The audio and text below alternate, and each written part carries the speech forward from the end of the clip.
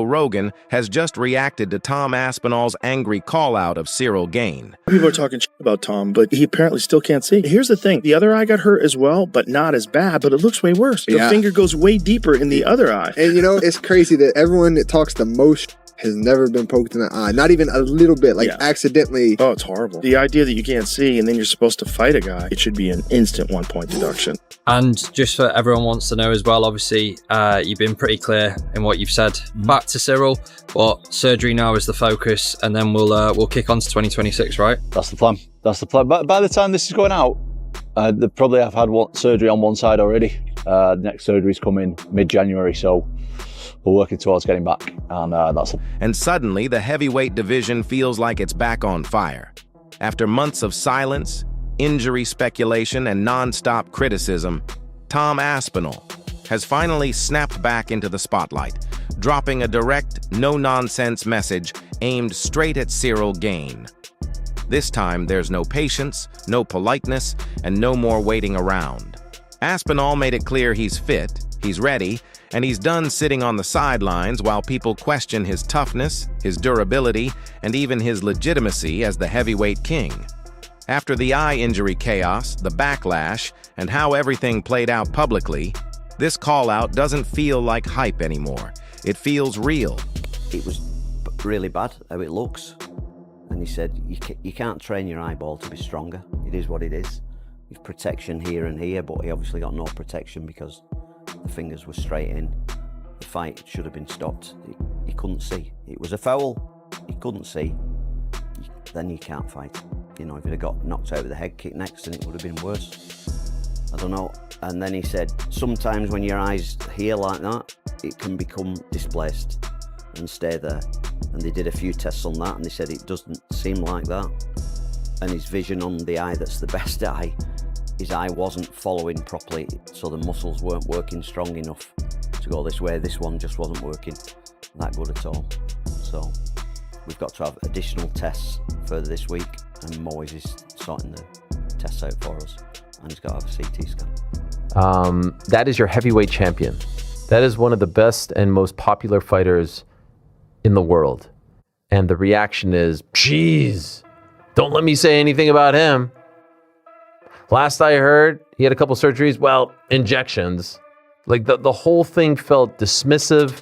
The whole thing felt like he doesn't really believe it. If I'm being 100% honest, if I am to read his body language, and he will 1,000% say, that felt very dismissive. That felt like someone who didn't believe that his heavyweight champion was actually going through something. Anyone feel otherwise? No, it was exactly that.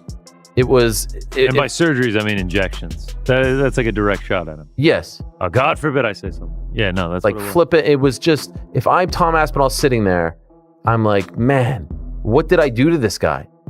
All I've done is stepped up to the plate, and I got poked in the freaking eye. And you think I want to get injections for fun? Do you think Tom Aspinall is injections or not, surgery or not? Do you think he's doing this for fun? And the world has no idea how much his life has changed as a result of all of this. Do you think he's doing this for fun? Do you think he's doing this to prove a point to all of you who thought he was faking? It's absurd to me. He could have easily answered that question like, to be honest, he's just working through things. Hopeful he'll be back. Wishing him the best. We'll be here when he's ready to come back. Like what? Why did it have to be that? The guy that's currently ranked number 10 is his friend, Anthony Elijah, and he would vacate the title if Elijah got to a point where he was still a fight for the title. I hate that, you know, Tom saying I'd vacate if he fought. It's even silly to talk about that when the guy's ranked at number 10. Yeah, but I think because, remember he said something before, remember after, and it was fucked up, Dana after the fight, remember he was like, he was putting it down like he didn't want to fight or something like that. He didn't want to fight, like they said he quit. You know, and then Tom's like, what the fuck, dude? So then now, and Dana got a bunch of backlash from that. So Dana's like, dude, I don't know. I'm not saying shit because I get so much shit last time. It was weird. He's like, I guess he had surgery. By surgery, I mean injection. Yeah, that's kind of the fuck. I'm with Tom. Like, what the fuck? Yeah. Hold on.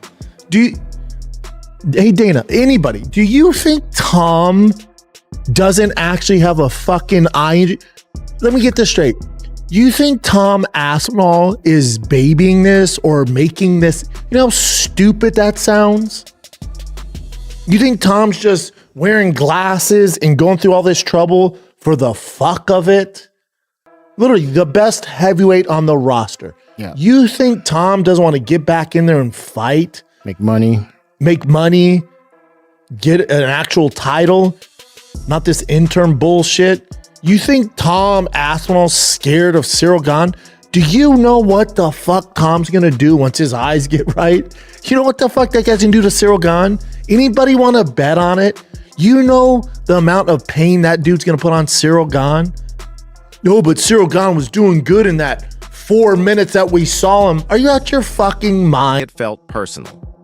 Joe Rogan even pointed out how different Tom Aspinall sounds now.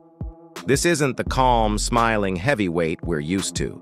This is a fighter who feels disrespected. A champion who believes his name has been dragged through the mud, and a man who wants to silence everyone the only way he knows how, by fighting. And Cyril Gane is the perfect target. Stylistically, this matchup tells a clear story. Gane is smooth, technical, light on his feet, and dangerous at range. But Aspinall brings speed, power, and a grappling threat that Gane has historically struggled with. The last time these two shared the cage, it ended quickly. Do you have any updates about the eye of Tom Aspinall, and is there a rematch in the works? Oh, Jesus, don't let me talk about Tom Aspinall's eye. Apparently he's going in for a second surgery or just had it, and by surgery I mean injections. I have no idea. Get a quote from him. God fucking forbid I say something about it. Go ahead. Do you have any updates about the eye of Tom Aspinall, and is there a rematch in the works? Oh, Jesus, don't let me talk about Tom Aspinall's eye. Apparently he's going in for a second surgery or just had it, and by surgery I mean injections. I have no idea. Get a quote from him. God forbid I say something about it. Go ahead. Jeez. How close did you think you were to... Here's your quote. Catching strays, aren't I? Catching strays in my own living room on a Sunday morning. Wouldn't it be interesting if Tom came out and said, no, I'm not going to rematch him. He's a cheater. Why would I rematch a guy that already cheated, that violated not one of my eyes, but both? I gave him his chance. He chose to cheat, and I'm going to move on. If Tom took that stance, which he's not going to do, I'm saying, but for fun, I think he'd have a lot of people that supported him. For some reason, Cyril has come out of this thing with his hands clean. He's the one that did the poking. They've got to do something about these eye pokes. The rule is you got to have your hands like this, but you can still have your fingers out straight. You can't do that. You can do that. That's the stupidest rule I've ever seen in my life. Make a fist. Simple as that. You're throwing punches, and yeah, you got to parry shots, but you just got to unbend your fingers. It's really not that hard. This is a stupid rule. Only Tom knows what happened. Could he see? Couldn't he see? Could he continue? I can't make people fight if they feel they've been injured. After the Jones fight, a lot of people wrote Cyril Gane off. He looked damn good tonight. I mean, he had Tom bloodied up, and Tom didn't want to continue in the fight. The rematch is very interesting. And that result still hangs over this rivalry like a shadow. Tom Aspinall knows it. Cyril Gane knows it. And the fans definitely know it. That's why this call-out has reignited the division. People aren't just asking if this fight happens, they're asking how soon. For Aspinall, this isn't about rankings anymore. It's about proving he belongs at the very top, that the injury didn't change him, and that the heavyweight division still runs through him. Joe Rogan also highlighted something important: the urgency in Aspinall's voice. Fighters don't sound like this unless they're confident in their body, unless the eye is healed, unless the fire is back, and that's exactly what has the MMA world buzzing right now. If Aspinall gets past Gane again, the conversation shifts instantly. John Jones, Alex Pereira, legacy fights, super fights, everything opens up.